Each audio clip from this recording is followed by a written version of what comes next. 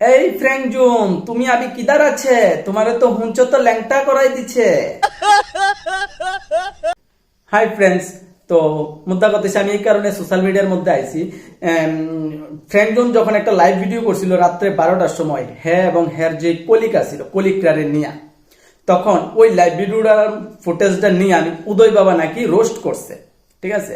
কিন্তু উদয় বাবা রোস্ট করার সাথে সাথেই উদয় বাবার বাড়িতে গিয়ে উঠলো ফ্র্যাঙ্কজুন আসুককেও তর্ক করতে। ক্যামেরা ট্যামেরা ধইরা উদয় বাবার বাড়ির যে ওইটা উদয় বাবার সেই ধরনের খিস্তি মারছে, সেই ধরনের পাওয়ারের দম দেখাইছে। তো ভিডিওটা দেখলে বুঝবে কি কি পাওয়ারের দম দেখাইছে। হ্যাঁ নাকি লাইফ বরবাদ করে দেওয়ার ক্ষমতা রাখে ফ্র্যাঙ্কজুনে। তো ওই ম্যাটারটা কিছু কইতাম না, আমি এর কারণে ওয়েট করছি যে বড় কি রোস্ট করে এবং বড় যে ব্যক্তিটা রোস্ট করবে হ্যারে কি করে। হ্যাঁ তো ছোট ক্রিয়েটার, হ্যারে ধমকাই লাইছে, এবং বড় যখন রোস্ট করব হ্যারারে কি করব।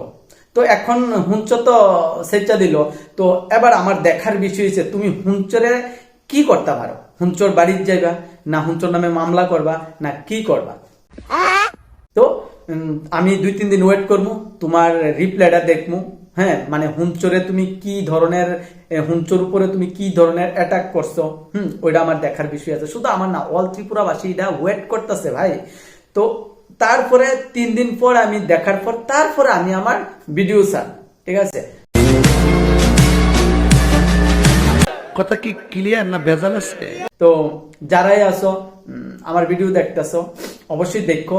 একটা কথা কমু, যেদিন আমি বিশ্বজিতের ভিডিও নিয়ে আসবো, হ্যাঁ রোস্ট ভিডিওটা যেদিন নিয়ে আসবো, ওই দিন সবাই কিন্তু একটু হেডফোন লাগাইলেও, আর নয়তো বাড়ির থেকে একটু দূরে সাইডে ফাইডে যায় ভিডিওটা দেখো, ঠিক আছে। কারণ ওটার মধ্যে অনেক কিছু হইতে পারে, মুখের ভাষা।